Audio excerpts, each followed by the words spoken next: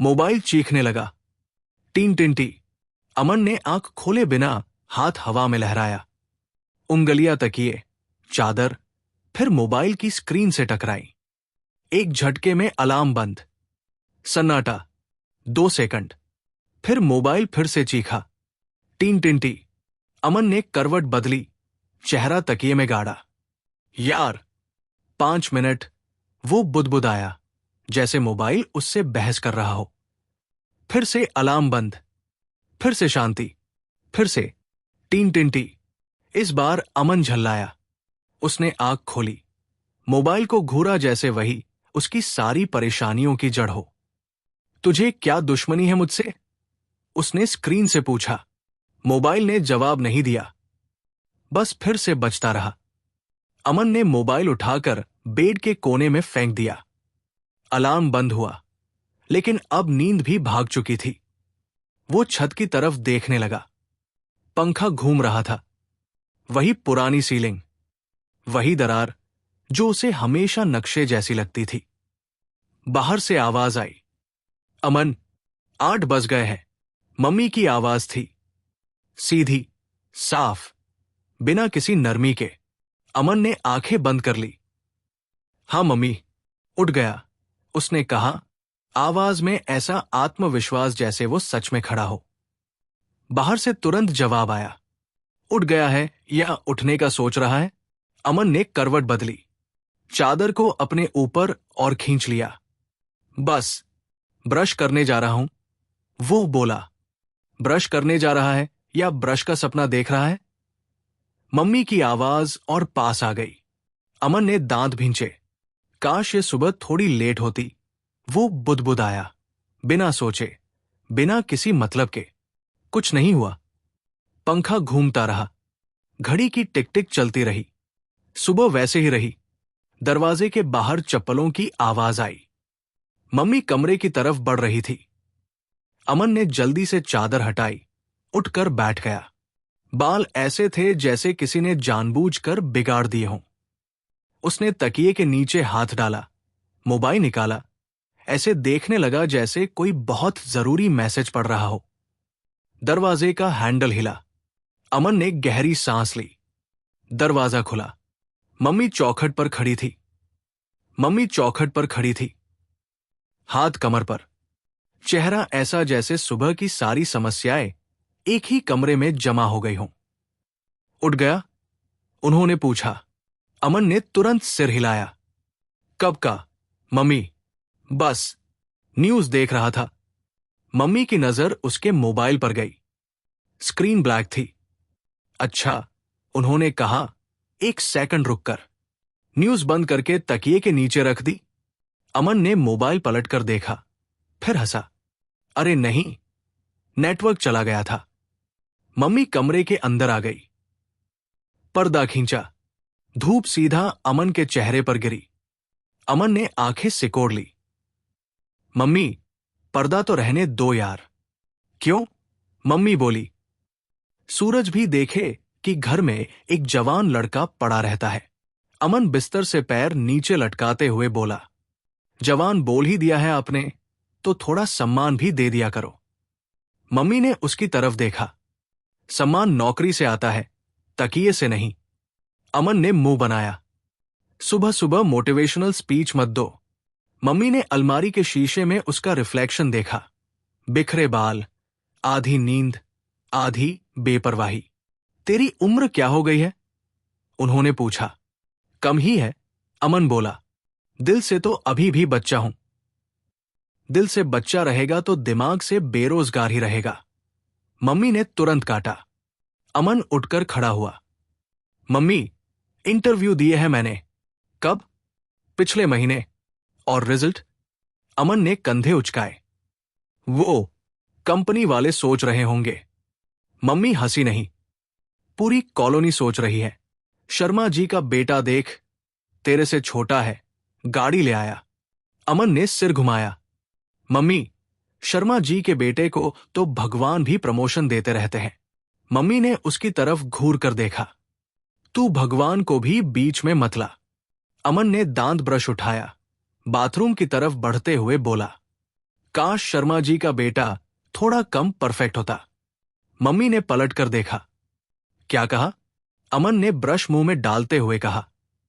कुछ नहीं। झाग चला गया। कुछ नहीं हुआ।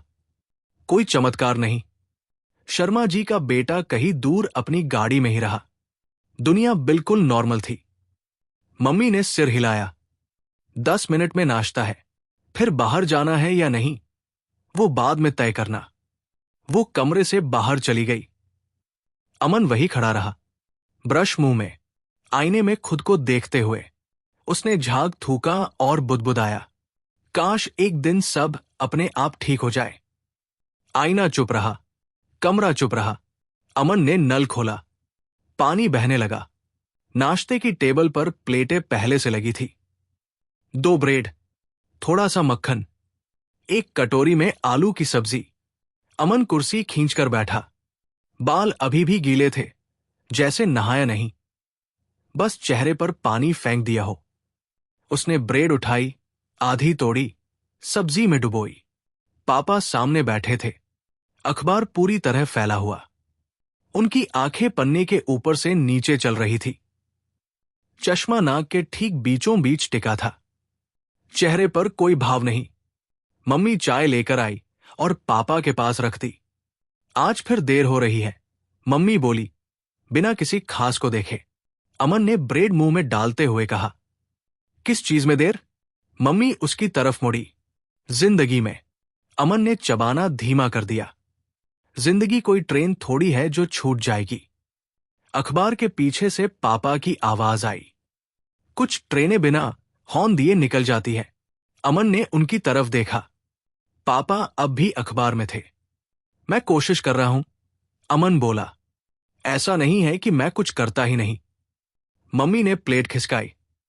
कोशिश तब दिखती है जब रोज होती है। अमन ने चाय का घूंट लिया।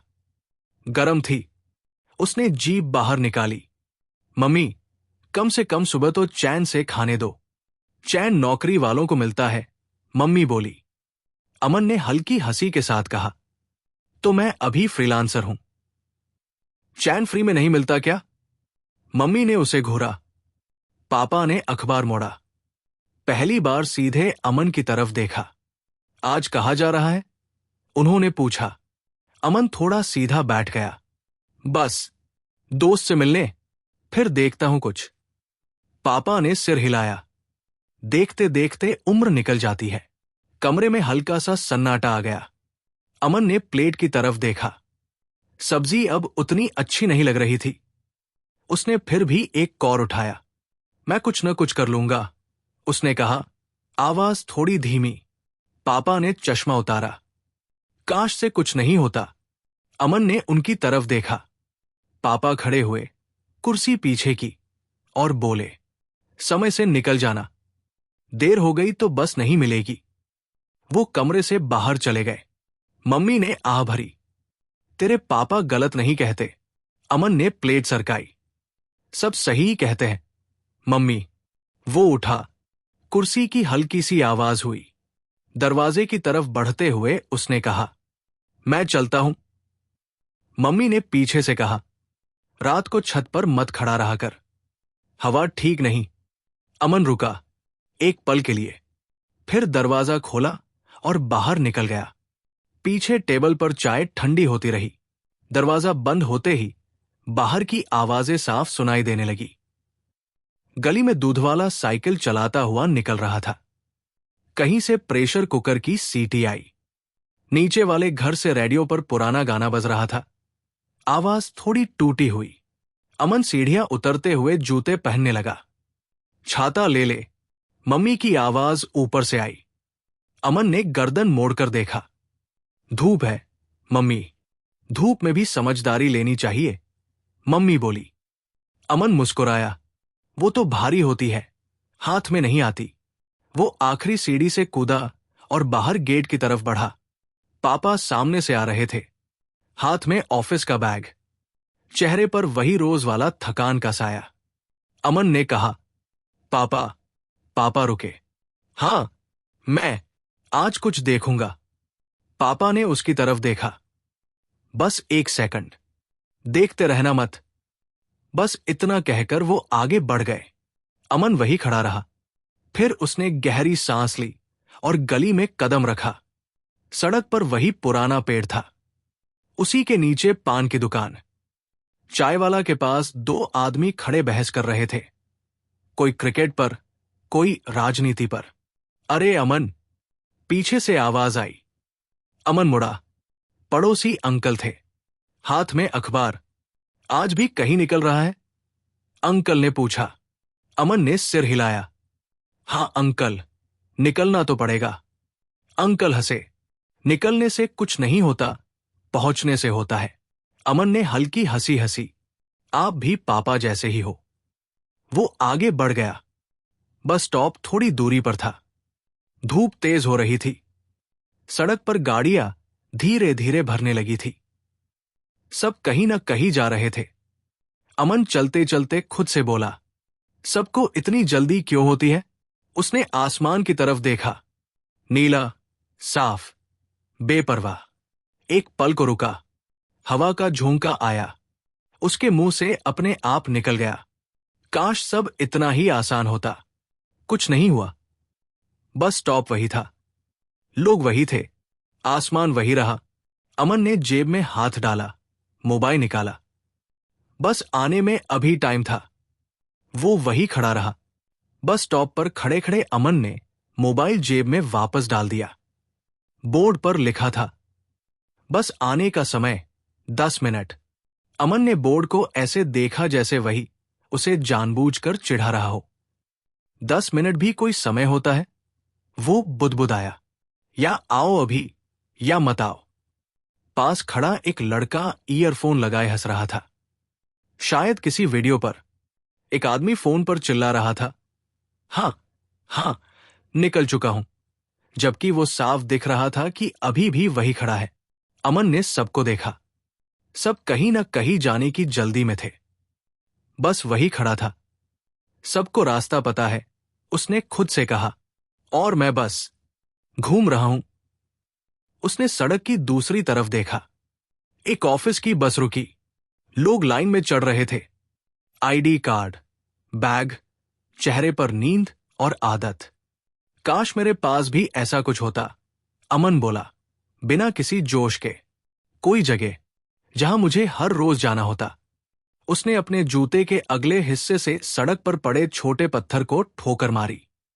पत्थर लुढ़कता हुआ नाली में गिर गया। कॉलेज के टाइम सब आसान लगता था। उसने सोचा, अब हर सवाल का जवाब चाहिए। हवा चली, धूप थोड़ी और तेज हो गई। अमन ने माथा पोंछा। काश पापा को समझ आता कि मैं जानबूझकर खाली नहीं बैठा। वो फिर बुदबुदाया, कुछ नहीं बदला। पापा शायद ऑफिस पहुंच चुके होंगे, मम्मी शायद बर्तन धो रही होंगी।